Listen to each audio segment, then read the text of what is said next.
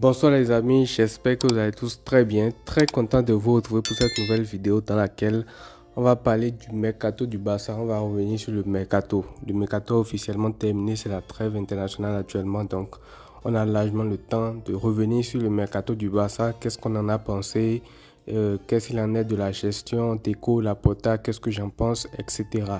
Alors déjà, on va commencer tout de suite, on va pas perdre de temps, pas parler de la situation économique du club parce que c'est tout ça qui a conditionné en gros le mercato que le Barça est en train de faire. Il faut savoir que, bon, je pense que tout le monde est au courant historiquement, c'est Bartomeu qui a occasionné tout ce problème-là structurel, financier au niveau du Barça. Et Laporta, lui, il est venu trouver le club dans un piteux état financier. Du coup, ça a faussé tous les pronostics. Tout ce que lui il avait comme idée, il doit maintenant reconstruire tout ce qui a été détruit, cassé par Bartomeu, ce qui fait que logiquement, il est quand même assez emprunté sur le marché des transferts et ce qui fait aussi qu'on accélère un peu la progression de Martial pour les faire jouer en équipe première. On a vu beaucoup de cas comme ça, Pedri, Gavi, bon, même si Pedri ne vient pas de la Masia, mais le Barça a opté pour un recrutement assez basé sur les jeunes, même si en 2021, il y a eu l'arrivée de Jules Koundé, de Lewandowski, de Rafinha et tout. Ça, c'est le mercato le plus costaud que le Barça a fait ces dernières années, malgré la conjoncture économique qui est très très défavorable au club. Et ça aussi, ça a des impacts parce que le Barça a dû céder des parts de ses droits TV. Il y a Romain Molina qui a fait une excellente vidéo sur ça il y a quelques jours. Du coup, il a expliqué un peu tout ce qui entoure cette situation financière du FC Barcelone. Du coup, déjà, je veux partir de ce postulat-là. On sait tous que la situation économique du club est très très compliquée. Ce n'est pas Laporta qui nous a mis dans cette situation. Il est venu constater ces dégâts-là occasionnés par un Bartomeu et il doit faire avec. Donc logiquement, quand tu parles de ce postulat-là, il y a plein de choses que tu comprends. Mais il faut savoir aussi que entre ça et l'abus, c'est totalement différent. Déjà de 1, bon, on a accéléré la progression des Martians, comme j'ai dit, Bernal, tous ceux-là qui ont commencé à jouer en équipe première, Bernal qui s'est même fait les croisés et tout, donc c'est pas de la faute, c'est pas pour dire que c'est de la faute de Laporta, de tel et tel, c'est parce qu'on n'a pas le choix que ça se passe comme ça. Mais bref, ce que moi je reproche un peu à cette direction ou à Laporta directement, d'ailleurs il a fait une interview il y a quelques jours, il disait que lui comprend ceux qui le critiquent et tout, mais que lui ne veut pas ceux qui mentent et tout et tout. Moi, ce que je reproche, c'est le manque de clarté, le manque de transparence de la part de Laporta. Alors certes, c'est un président, certes, il y a des choses que tu peux pas dire parce qu'il y a des marques, il y a des contrats, il y a des trucs par-ci par-là. Tout ça, ça se comprend. Mais venir dire publiquement que oui, on peut signer Nico Williams, oui, on peut signer Dani Olmo, pour que pendant le mercato, on parle de Dani Olmo, on parle de Nico Williams, que finalement c'est Nico Williams seul qui viennent et que tu n'as pas un système de métier, tu es obligé de prendre un jeune Martial, il se blesse et tout. Et que finalement on te repose la question quelques mois après que tu dises que ouais, ce que tu as dit a été respecté parce que tu as pris un top joueur comme Daniel Olmo, etc., etc. C'est juste une manière de se couvrir en fait. Et ça, c'est ce que moi je reproche le plus à Laporta. Moi je sais et je pense que même si on ne l'aime pas trop, même si ses discours sont assez politiques et tout, moi j'ai la conscience quand même que Laporta aime beaucoup trop le Barça en fait. Donc il fait tout pour que le club aille mieux. Mais franchement, le défaut que moi je trouve à Laporta, en tout cas moi, ce n'est que mon opinion, c'est le manque de transparence vis-à-vis de la communauté. Parce qu'il y a beaucoup trop de fans du Barça actifs, comme vous le savez, avec la passion, tout ce qui va avec.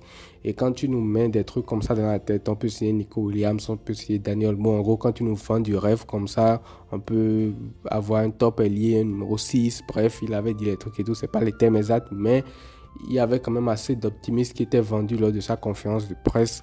Et finalement, quand on se retrouve avec un mercato avec seulement un joueur à acheter, je sais qu'il y a Pau Victor aussi, mais bon, vous me comprenez, il jouait avec la belle année passée et tout, mais la seule vraie recrue que tu as, c'est Daniel Olmo. C'est quand même très, très, très compliqué. Tu n'aurais rien dit encore, ça se serait passé comme ça.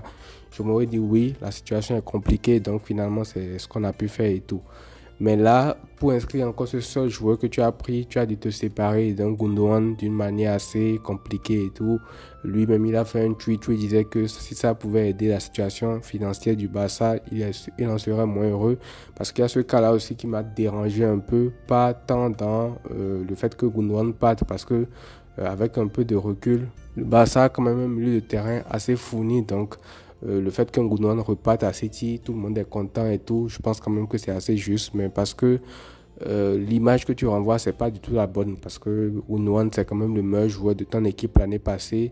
Et en ce début de saison, les trucs sont compliqués, c'est lui que tu chasses. Bref, finalement, si tout ça permet d'inscrire Dani Olmo, ça passe encore. Mais c'est aussi l'image que tu envoies parce que la dernière fois, il disait que c'était un choix purement sportif, que c'est pas économique. Moi, à titre personnel, je n'y crois pas du tout. Ça n'engage que moi, mais je n'y crois pas du tout. Maintenant, après, libre à chacun de croire que ce que la Porta a dit concernant Gundogan, c'est vrai, qu'il est parti pour des raisons sportives et tout. Moi, je n'y crois pas du tout. Voilà, ce n'est que mon avis. Mais bref, ce cas, ça passe encore. Ça t'a permis d'inscrire Dani Olmo. Mais déjà, en termes de ce que tu montres aux yeux du monde, c'est quand même piteux. Parce que tu as le Barça, tu fais un mercato, tu as seulement un seul joueur que tu achètes et le seul pour l'inscrire encore, tu es obligé de te séparer de ton meilleur joueur. Alors que en préambule de ce mercato-là, tu nous as vendu quand même assez d'optimisme. Donc voilà, en gros, Laporta, avec tout ce que je viens de dire, vous allez voir que je ne lui en veux pas tant que ça parce qu'il hérite d'une situation qui est compliquée. Donc je ne peux pas avoir le même discours vis-à-vis de lui que vis-à-vis d'un Bartomeu par exemple qui a trouvé le club dans un bon état et qui l'a détruit de toutes les manières possibles. Je ne peux pas avoir le même discours vis-à-vis de lui que vis-à-vis de Laporta. Maintenant que je finis avec ça, il y a des choix aussi de Laporta maintenant que je ne comprends pas.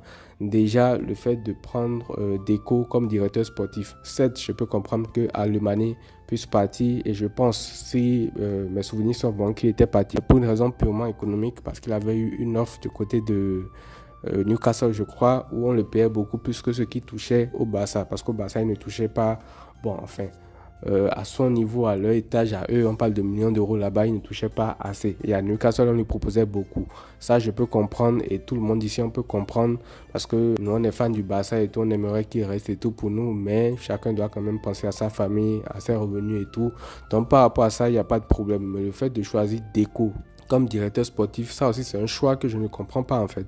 Et on peut tout me dire, Laporta a des conseillers et tout, mais à la fin de la journée, c'est quand même lui qui prend les décisions. Et tu ne peux pas prendre un joueur, un ancien joueur comme Deco, qui est une très très grande légende du Barça, tu peux pas le prendre comme ça parce qu'il s'est reconverti en agent et le transformer directement en directeur sportif. Et là, ça se voit sur ce mercato-là. Depuis que Deco est arrivé, il n'a fait que des coups par-ci par-là. Certes, il n'est pas avantagé par la situation économique du Barça, mais avec cette situation tendue-là, Alemany arrivait quand même à trouver des solutions. Et c'est là que tu vois la différence entre quelqu'un qui exerce ce métier depuis longtemps et entre quelqu'un qui, bon, n'exerce pas ce métier vraiment, qui est devenu directeur sportif par défaut, parce que c'est comme ça que moi je le vois. Je n'ai rien contre Deco, c'est un joueur que j'ai énormément apprécié, mais là, le transformer comme ça du jour au lendemain en directeur sportif, c'est quand même assez calamiteux. Je pense que les résultats sont sans appel. Ça se voit que c'est pas du tout son métier, ça se voit que c'est pas ce dans quoi il excelle, ça se voit que c'est pas du tout ce pourquoi il a été formé. Il y a quelques jours avant la clôture du mercato, c'était son anniversaire, il allait fêter alors qu'on était juste à quelques heures du mercato. Bref, c'est des trucs qui sortent par-ci par-là, c'est tout simplement n'importe quoi. Donc voilà en gros ce que j'avais à dire sur ce mercato là. J'attendais vraiment la fin du mercato avant de faire la vidéo pour ne pas parler un peu trop à l'avance pour qu'après on me dise que ouais, finalement il y a eu des transferts et puis j'ai parlé un peu à l'avance. Donc j'attendais également, je lui laissais le temps de finir le mercato, mais vu comment ça s'est terminé, je voulais faire spécialement cette vidéo là pour revenir dessus. Donc Laporta, en gros, moi en tout cas je le félicite pour tous les efforts qu'il fait pour le Barça, mais le manque de transparence me dérange beaucoup et des décisions comme Deco, agent, c'est des trucs aussi qui m'interpellent un peu. Donc peu importe qu'il ait des conseillers ou pas, c'est quand même lui qui doit prendre les décisions à la fin de la journée. Maintenant, on en est déjà là, le mercato est fini. On a des joueurs très importants qui sont à l'infirmerie qui vont revenir. L'effectif, c'est encore assez limité. Et même avec le retour de ces blessés-là, ça va renforcer un peu le 11. Mais à certains postes, j'ai quand même peur au poste de latéral gauche où tu fais partie Alex Vaïb qui pour moi était meilleur que Gérard Martin. Tu le sais d'emprès, tu regardes Gérard Martin. Là maintenant, si Baldé a des problèmes, ça sera très compliqué. Au poste d'arrière droit également, c'est la même chose. Au poste de défenseur central, tu n'as plus grand monde. Le 6, tu n'en as pas. L'ailier gauche, bon, Rafinha est en train de performer, mais comme W également, c'est assez léger. Donc, on va voir tout ce que ça va donner sur la saison. En tout cas, on est derrière le Barça, on ne va pas se désister de la situation. Mais on va continuer à supporter notre club. Mais voilà, Je tenais quand même à faire cette petite vidéo là pour revenir un peu globalement sur la Porta, sur Deco, sur la gestion du club et tout. N'hésitez pas à me dire ce que vous avez pensé de cette vidéo en commentaire, je vous lirai. Prenez donc tout soin de vous les amis et à très vite.